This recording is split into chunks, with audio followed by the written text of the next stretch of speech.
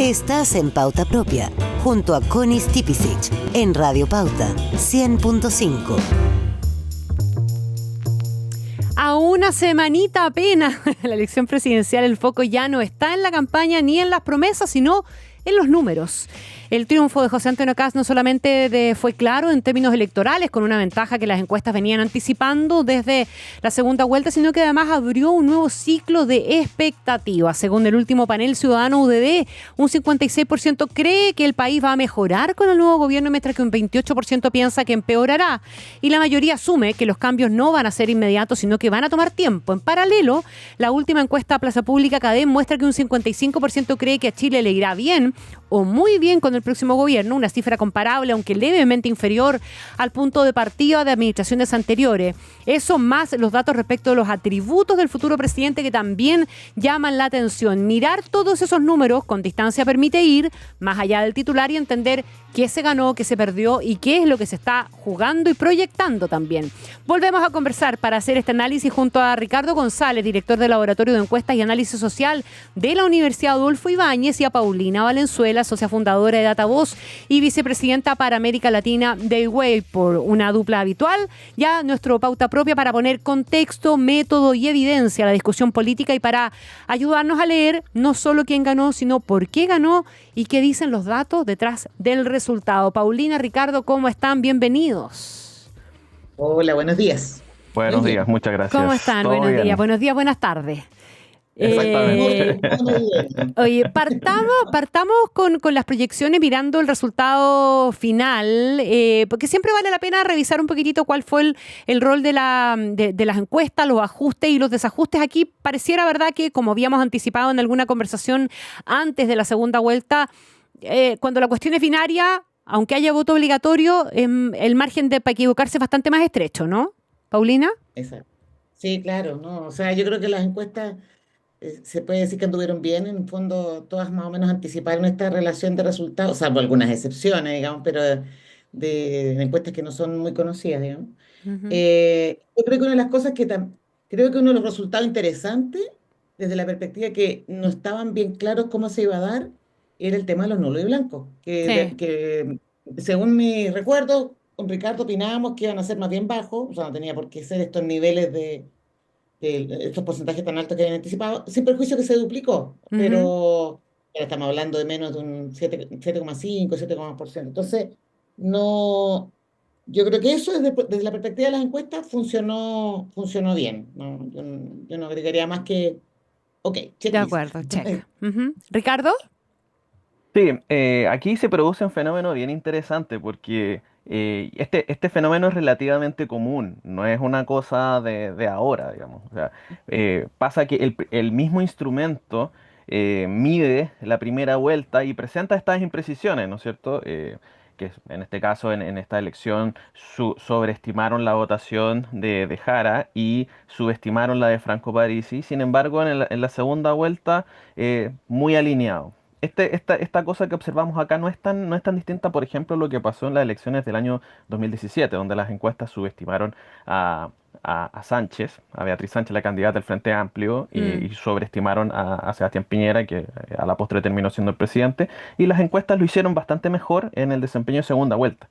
Y aquí obviamente la pregunta es, ¿por qué pasa esto? Si las encuestas cambiaron algo, aprendieron algo, hicieron algún ajuste Claro. entre medio, pareciera que no, pareciera que es lo mismo y sin embargo los resultados son distintos. Yo creo que lo que termina pasando acá es una cosa, en particular en esta elección, es una cosa bien interesante que hay que observar hacia adelante y tiene que ver con de nuevo, el llamado, el voto obligado, ¿no es cierto? El votante obligado, es aquel que no votaba cuando el voto era voluntario y que lo hace cuando está obligado a hacerlo. En particular, en esta primera vuelta encontramos que hubo un candidato que sintonizó muy bien con ese electorado, Mm. que es Franco Parisi. Entonces, ¿qué pasa? Que en estas encuestas, que como repetidas veces en este programa hemos hablado, que representan, todas las encuestas más comentadas, representan la punta del iceberg. Los votantes que son más politizados, los que siguen la política, que están interesados, los que se identifican, los que tienden a decidirse. Entonces, en ese grupo, no había una marcada preferencia por Franco Parisi, pero sí la había en ese grupo, digamos, en la parte sumergida del iceberg. Claro. Entonces, eso hace de que a la hora de que, estimando las preferencias en primera vuelta, hayan estos errores de estimación asociados a esto. Ujú. Precisamente porque se trata de un candidato que es anti-establishment, anti-élite, ni facho ni comunacho, ¿no es cierto? Que hace que sintoniza mejor con ese electorado que no Mm. responde encuestas. Déjeme Ahora, en segunda vuelta, Sí, no aparece ese candidato. Entonces, ajá, esa válvula de expresión de este malestar así entendido, contra las élites, no aparece, no y parece. volvemos, y esto luego vuelve a ordenarse. Eso Ujú. es lo que es mi explicación detrás de por qué lo habrían hecho mejor ahora que en la primera vuelta, pese a que el instrumento sigue siendo el mismo. Ujú. Ahora, hay todo un debate y me gustaría tener la opinión de ustedes. Probablemente nos falta que corra un poquito más de agua bajo el puente para terminar de entenderlo. Esta es la primera elección presidencial con voto obligatorio, y las consecuencias, yo, a lo mejor nos faltan otras, no sé, ustedes me dirán qué opinan de eso, pero hay toda una discusión de si esto fue un giro ideológico o fue un cambio en el electorado, como ha sostenido bien insistentemente Juan Pablo Lavín de Panel Ciudadano, ¿verdad? Que esto tiene que ver con el padrón electoral y que no es un giro ideológico. Pero hay quienes siguen sosteniendo eso. Marcela Cubillo decía también este fin de semana que aquí había una cuestión ideológica y política también. ¿Cómo lo ven ustedes ese debate, Paulina? Bueno, yo siempre he pensado que no es ideológico. Yo creo que este 40%, 45% que entra, digamos, con el voto obligatorio e inscripción automática, es un electorado que lo hemos definido y se ha caracterizado como desafectado, desinteresado, alejado, cortoplacista, que básicamente está centrado en los cambios rápidos, el que espera, digamos, que no sé cómo va a pasar eso, que espera que la seguridad se resuelva el día lunes o el día 11 de marzo, que los migrantes sean controlados. Entonces, yo, o sea, creo que si hubiese una lógica detrás de este electorado en términos de tener una idea de país, de diseño de políticas Mm, públicas, de cómo quieren que sea la educación, cómo quieren que sea la salud, yo creo que esa profundidad en este electorado, al menos por hoy, yo creo que no existe. Por lo tanto, entra un electorado nuevo que efectivamente toma decisiones más ancladas a cosas más de corto plazo y por lo tanto mueve, entre comillas, o sea, no es que el electorado haya cambiado propiamente tal, mm. sino que este es el electorado real, digamos, que hoy día contamos, no es me parece que cuando se hace un análisis como que es una sorpresa, no, si no es tan sorpresa, si uno empieza a mirar un poco en el pasado a través de otros estudios, otras mediciones que no tienen que ver propiamente tal con un tema electoral, sino cuando uno empieza a entender cómo funciona la población o cómo va a venir funcionando, es como por eso creo que es peligroso subestimarlos, minimizarlos, Ujú. porque básicamente los ejes que los mueven en términos de las reacciones que puedan tener frente a la promesa es complejo. O sea, Sí. este electorado, que es poco menos de la mitad, diría yo, del electorado que definió la elección, probablemente va a ser cobros más rápidos. Y eso Claro, tensiona. sí, quiero volver sobre el tema de las expectativas, a partir de los datos que comentábamos al comienzo del programa. Ricardo, sobre si esto es giro ideológico o cambio en el padrón. O sea, cambio de reglas, es el Claro. voto obligatorio. Es Mm. simplemente eso, porque acá, este voto obligatorio le dio, o más bien obligó, a mucha gente que no expresaba su preferencia en las urnas a hacerlo. Entonces, esta es la gran reforma, este es el gran cambio que ha habido acá. El cambio ideológico es relativamente menor, o sea, no estoy llegando a que exista, porque, sabemos por la encuesta del CEP, por ejemplo, que la identificación con la derecha llegó a su peak en 20 años. O sea, estamos Ujú. hablando de que hay algo insólito ahí, digamos, algo inusual. Pero ese cambio es todavía menor. Todavía estamos viviendo en un país donde un 42% de la población se identifica con un partido, con algún partido, no con los partidos de la derecha, con algún partido. Entonces pasa que con el voto obligatorio se incorpora un montón de gente y claro, se incorpora en un momento en que, está gobernando la izquierda, ¿no es cierto? La coalición del Frente Amplio con el Partido Comunista. Entonces ahí es donde, se produce esto. Entonces, esto ya ha pasado. ¿Se acuerdan de la discusión del plebiscito? Mucha gente interpretó como que esto era el pueblo es de derecha, ¿no es cierto? Era como esos obligados a votar son de derecha, y eso es un error. La Em, gente que entró con el voto obligatorio es gente que no tiene ideología, Mm, no tiene identificación con los partidos, y si algo es muy antioficialista. ¿Por qué? Por lo mismo que mencionaba la Paulina, es un electorado muy desconfiado, muy alejado claro. de la política. A la primera que no se cumplieron las expectativas, le va a dar vuelta a la espalda. Son electores poco leales en ese sentido. Si no, Ujú. esto no se resuelve rápido y van a decir, no, acá se prometieron cosas, no se Y no se cumplieron, están y por lo cumpliendo. tanto van a Mm. empezar rápidamente a rechazar el gobierno, a Estamos desaprobarlo. sí, estamos conversando con Paulina Valenzuela y Ricardo González. Vamos al tema de las expectativas un poco más en detalle, porque yo creo que, a ver, siempre que se instala un gobierno hay expectativa en torno a él, pero yo no sé si estoy equivocada, pero tengo la impresión de que en este caso parecían ser más de lo que estamos acostumbrados. Muchísima expectativa con un presidente electo que está tan desplegado que no necesariamente está colaborando en bajar esas expectativas. ¿Ah? Las intentó bajar con fuerza en los días antes de la segunda vuelta, pero desde que obtuvo el triunfo finalmente y ha tenido una presencia muy activa, y yo creo que eso hace difícil que se bajen las expectativas, ¿o no, Paulina? Mira, ay, es que esto es la expectativa, o sea, hay uno que genera expectativas y otro que tiene que vivir con esas expectativas. Yo una cosa como, yo puedo decir que te voy a hacer muy feliz, pero finalmente yo no me siento tan feliz con lo que me están ofreciendo. Entonces, yo creo que aquí hay dos cosas. Es que hay un punto que es bien interesante. Cuando uno mira la última encuesta CADEM, uno ve que la adhesión o la intención de voto estaba en el orden de 58-42, pero cuando te fijas en la pregunta sobre la confianza, los atributos de José Antonio Mm, Cast, si le genera confianza o no, es un 50%. mm, Entonces tú decís, es raro, porque si yo estoy votando por alguien que quiero que sea el presidente y ni siquiera llego al nivel, de hecho la pregunta no está cruzada por cómo la gente iba a votar, pero te aparece un 50%, o sea, menos incluso que la adhesión. Entonces ahí hay unas brechas que son las que decía Ricardo, que son complejas, porque en el fondo las personas ya parten mirando como, a ver, o sea, mm. vamos a ver si es cumplir o no. Entonces, yo tengo la impresión, y esta ya es una percepción cualitativa por el momento, ya la verificaremos con datos, de que básicamente lo que hay es que hay una declaración de que quiero hacer las cosas de una manera. Y esa es la expectativa, Claro. más que en concreto la medida propiamente tal. Ujú, ujú. Entonces, cualquier cosa que él haga muy concreta, lo voy al extremo con de subir a 100 personas a una y sacarla, y ya eso es una cosa concreta, Mm. efectiva.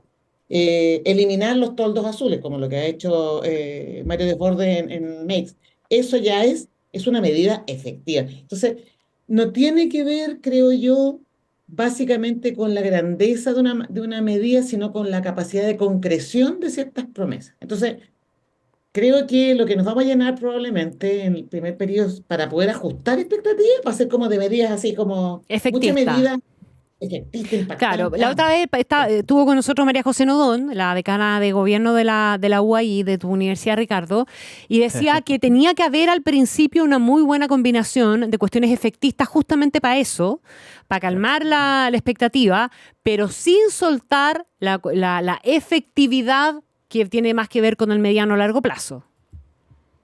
Sí, bueno, este gobierno partió con esta idea de los 90 días del gobierno de emergencia, que también precisamente apunta a eso. Ahora, Ujú. en el discurso de triunfo, ¿no es cierto?, el fin de semana anterior, ahí se planteaba esta idea como él trataba de bajar las expectativas un poco a esto, pero sin embargo, a él se le va a evaluar por esto.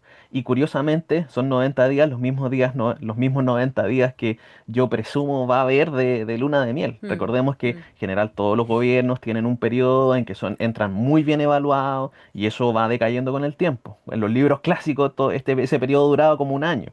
Y era un periodo en el que los gobiernos podían instalar su agenda, y nadie quería parecer demasiado contrario a un gobierno percibido como popular. Sin embargo, ese proceso se ha ido reduciendo con el paso del tiempo. Esta administración tuvo cerca de 3 meses de ese periodo de luna de miel. A mí nada me hace pensar de que esto sea distinto Mm. en este escenario, salvo que las medidas que, como plantea Paulina, esto es tan importante lo que se percibe como lo que se hace. Y ser percibido como que estás haciendo algo por esto, aunque sea chico, aunque sea demasiado muy concreto, muy puntual, eso ya va a generar la perspectiva de que está trabajando, que está avanzando en la dirección correcta y le ayuda a sostener un relato. Recordemos que si algo, una de las cosas que yo en lo personal lamento de lo que fue esta campaña, es que no hablamos del futuro. De Mm. nada del futuro. No. Todos los problemas, todo lo que se discutió en la campaña tenía que ver con los problemas de hoy. Con Por lo tanto, la emergencias. evaluación, Mm, exactamente, la mm. emergencia. Y por eso, desde el punto de vista de la comunicación política, es tan bueno el mensaje, ese mensaje de la emergencia, de los 90 días del plan de emergencia. Porque todo lo que se discutió tenía que ver con medidas para hoy. Y eso evidentemente instala una cierta urgencia sobre lo que se tiene que hacer, lo que se puede hacer, y por lo tanto, en función de eso es que va a ser evaluado y va a ser, a mi juicio, un determinante clave de la evolución de la aprobación presidencial durante el 2026. Ujú. Oye, un Sí, detalle, Paulina. Connie, sí, sí, una cosa que también creo que es relevante de tomar en consideración estas expectativas es qué es lo que toque. Porque básicamente hoy día las grandes banderas, digamos, de la campaña de él fueron seguridad, control de migración y crecimiento económico. Ujú. Yo creo que esos pilares que fueron los de la campaña, mientras las medidas estén asociadas a ese ámbito, probablemente también el estándar de exigencia, el cumplimiento va a ser más bajo.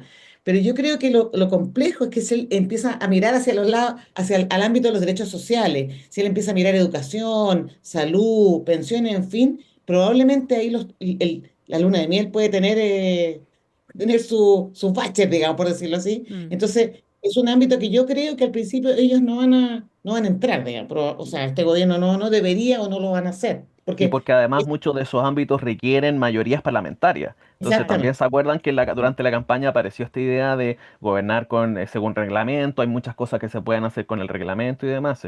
Probablemente ahí es donde va a estar enfocado esos primeros 90 días. Exacto. Pero muchas de las cosas las otras cosas que también vienen en el programa de gobierno son cosas que para las cuales va a necesitar mayorías parlamentarias. Esas mayorías va a costar tiempo conseguirlas, si es que logra conseguirlas, porque de momento el PDG en el Parlamento parece ser la bisagra acá, para avisar cualquier cosa Claro. O la piedra en en el el zapato, legislativo. también. Sí, Ah, puede ser es lo visto de primero. distintas maneras. Sí, estamos conversando con Ricardo González, director del Laboratorio de Encuesta y Análisis Social de la UAI, y Paulina Valenzuela, socia fundadora de Datavoz. Déjeme llevarlo hablemos un poquitito de Janet Jara, porque me interesa mucho la mirada que ustedes tengan respecto de los números de la derrota de Janet Jara, en definitiva. Esta idea de que la candidata tuvo un desempeño mucho mejor del que se esperaba, o otros que dicen que ella fue la gran culpable de haber perdido, quienes apuntan a que fue el gobierno finalmente el responsable, fue un problema del electorado, de estrategia, de relato, los números fueron tan malos como se instala que lo fueron, o no fueron ni tan malos, había cuenta del porcentaje que sacó en primera vuelta o del resultado de la elección parlamentaria también para el oficialismo. Paulina.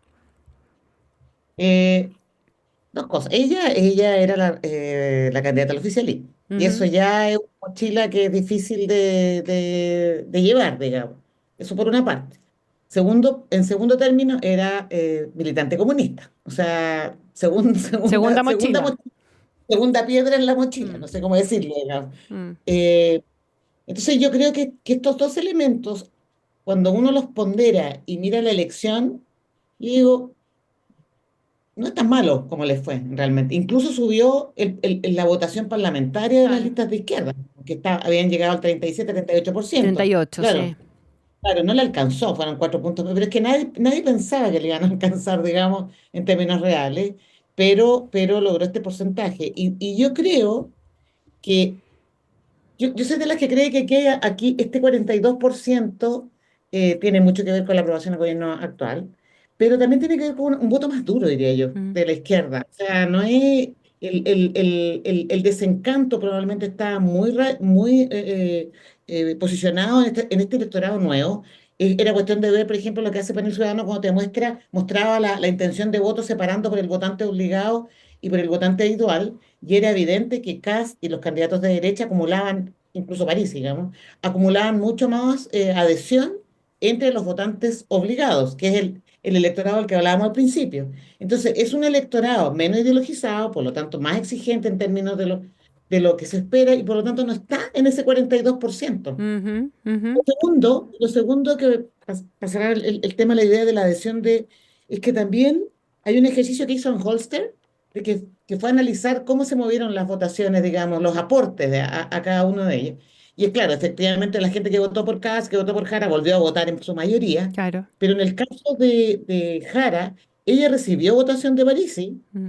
cerca de un tercio, si no me equivoco, y también recibió votación de De Matei. Matei, sí. Uno de los cuatro. Entonces, es interesante tener en consideración que el voto de Jara es más político, más identitario que el voto de Kast, yo De creo. Kast. Mm. Y eso hace que esa sea una plataforma no menor. Entonces, el resultado, claro, perdió, sí, perdió. Yo creo que no, que venía con estas piedras muy, Claro, muy pero no es grandes para en la mano. hacerse el harakiri que algunos están haciendo, en definitiva. Ese es el Yo, punto. o sea, Claro. o sea, a mí me parece que es natural que tiene que Mm, haber una reflexión de parte de la izquierda, digamos, mm, perdieron, no mm. ganaron, eso es Ujú, evidente, digamos. ujú. Hablando un poco de lo que ella representaba, con lo que ella venía, yo creo que también era difícil y por lo tanto sacar el 42% no se ve tan espantoso, ¿Qué digamos, por opinas, decirlo de alguna Ricardo? manera.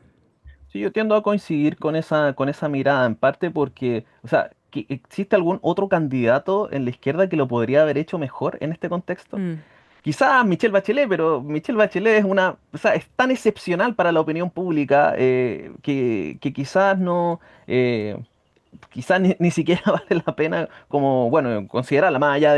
de que se le sondeó en algún momento para esta candidatura. Pero era muy difícil para cualquier candidatura de izquierda, sea ella o haya sido cualquiera de las otras que participaron en la primaria de la izquierda, enfrentar esta elección. Es muy difícil y eso tiene que ver porque, bueno, enfrenta es candidato oficialista de un gobierno que no está bien evaluado. Es así de simple. Y es muy difícil sacarse ese ropaje de no fuiste gobierno hace pocos meses. Mm. Entonces es muy difícil hablar de los problemas y desmarcarse de los problemas que existen, porque finalmente la opinión pública termina atribuyéndole responsabilidad, aunque puede ser que no la haya tenido. eh, eh, en muchas de las decisiones y de los problemas que persisten en Chile. Entonces, yo creo que para cualquier candidato habría sido difícil. Ahora, claro, si uno lo piensa desde la perspectiva de los números, yo también ahí coincido con Paulino. No me pareció un desempeño demasiado terrible. Aunque, claro, si uno lo mira por efectos de la historia, es verdad. O sea, la votación de José Antonio Kast es la mayor votación histórica de la derecha en una segunda vuelta presidencial como porcentaje. O sea, estamos presenciando historia, Claro, que en términos absolutos y relativos, no nos digamos. Claro. olvidemos de eso, exactamente, Mm. en términos absolutos y relativos. Entonces, también, y no se trata tampoco de que la derecha puso los mejores, los candidatos excepcionales respecto de lo que era su propia historia, sino que, bueno, es simplemente un contexto, un cambio de reglas primero, que hace que entre un electorado que es, de nuevo, muy despolitizado, muy alejado de la política, se interesa poco por esto, pero sí con mucho rechazo al gobierno Ujú. actual. Entonces, ¿eso lo hace de izquierda? Por supuesto que no, pero finalmente esa fue la coyuntura con la que tocó, lo que es la cancha en la que le tocó jugar a Jara y bueno, no era la mejor cancha para ella, se hizo lo que se pudo, pero los resultados difícilmente habrían sido mejores con otros jugadores, con otro elenco. Claro, nos quedan 2 minutos, yo sé que no alcanza, pero una línea cortita para y la forma en que ustedes están mirando al presidente Gabriel Boric en este cierre de año finalmente, con el impacto del resultado de las elecciones, etcétera, el presidente se mantiene bastante permanente en esta constante de aprobación en torno al 30%, 33 ahora, 62 de desaprobación, pero esos han sido los números del último tiempo en su caso, y con un candidato que gana con el 58%, acusando que el país se caía a pedazos, en definitiva. ¿Se condicen esos números con ese discurso, Paulina? En una línea. Uh-huh. O sea, la línea de la aprobación de él, es que ha sido bien curiosa esta como estabilidad, Sí, digamos, po. del 30%. Es que yo creo que tiene que ver con lo que decía antes, Connie. Yo creo que tiene que ver con que hay un electorado y un núcleo duro, digamos, de aprobación permanente. Él también es cierto que se puso un poco al lado de la campaña, no ha estado muy presente, Mm. y aún así mantiene esos niveles de... O sea, él estando, mostrándose o no mostrándose, se mantiene ahí. Yo no creo que de aquí a marzo la aprobación pueda cambiar demasiado, digamos. De hecho, creo que se va a mantener justamente por la misma lógica. Por lo mismo, claro. Pero evidentemente después que cambien, es como cuando dicen que las personas que mueren son todos santos después, digamos. O sea, evidentemente lo esperable es que después él suba un poco su aprobación. Sí, pues eso le ha pasado a todos los... A todos les ha Sí, pasado, digamos. sí. Pero una cosa que es interesante, que vuelvo a la misma encuesta que estábamos comentando, la encuesta de Plaza Pública, es que es interesante que él partió con mucha expectativa, mayor a la que está partiendo incluso Kast Mm. y otros, ¿sí? Pero se ha mantenido muy parejo. Sí. Entonces, ahí hay algo Es muy interesante, interesante sí, es un caso de de estudio mirar en el interesante. futuro. Mm. No, por supuesto, porque él ha Sí, estado muy atrás, ¿no? En Sí, ambas líneas. coincido, porque Ricardo. en definitiva siempre lo que observamos en aprobaciones presidenciales es una U, ¿no es cierto? Mm. Como que primero parte alto, va decayendo con el tiempo y los últimos meses de su candidatura, o sea, de la presidencia empieza a subir porque ya se empiezan a valorar mucho más los logros y demás. El asunto es que en el caso de Gabriel Boric es plano, es completamente plano, o Ujú. sea, fluctuaciones Sí, muy, muy menores. es muy eh, especial. plano. Claro, y plano en niveles que son convenientes, digamos, para que son un piso importante para lo que fue la votación de la izquierda ahora, también para lo que fue la votación en el plebiscito del 2022, y que por cierto le van a servir a él para posicionarse luego como candidato presidencial el año 2029. O sea, a mí Ah. eso, tengo pocas dudas de eso. Ya, También, pocas dudas. pocas dudas. Bueno, No dejemos si tengo alguien pruebas, la tampoco tiene, dudas. de eso, la falta de prueba, pero las dudas imbatibles. Vamos a volver a conversar nosotros, vamos a hacer una pega entretenida para el programa de fin de año junto a ustedes dos, a Ricardo González de la UAI, Paulina Valenzuela de Ataó. Un abrazo, gracias por acompañarnos hoy día y nos vemos sin falta en el programa de fin de año. Tenemos ahí el desafío de sacar algunas perlitas para revisar la trayectoria de este 2025. Un abrazo grande, ¿ah? Muchas gracias y feliz Chao, Navidad. chao. Igual para ustedes.